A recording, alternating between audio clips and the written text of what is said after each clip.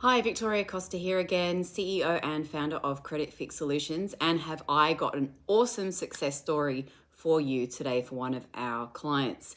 So a client came on board to us on the 27th of July. This is client ID number 5661 for the record.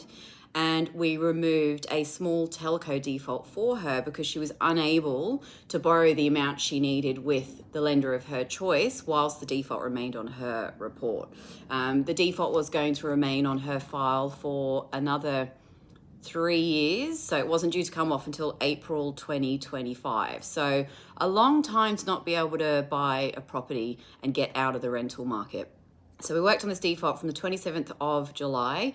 We got it removed as of the 1st of September. So it's literally a few weeks to get a default removed and open the doors for our amazing client so she can start her wealth creation journey. Anyway, just thought I'd share that latest success story with you. Have a great day, and please get in touch if you need any sort of credit reporting education or any credit repair needs. Thank you.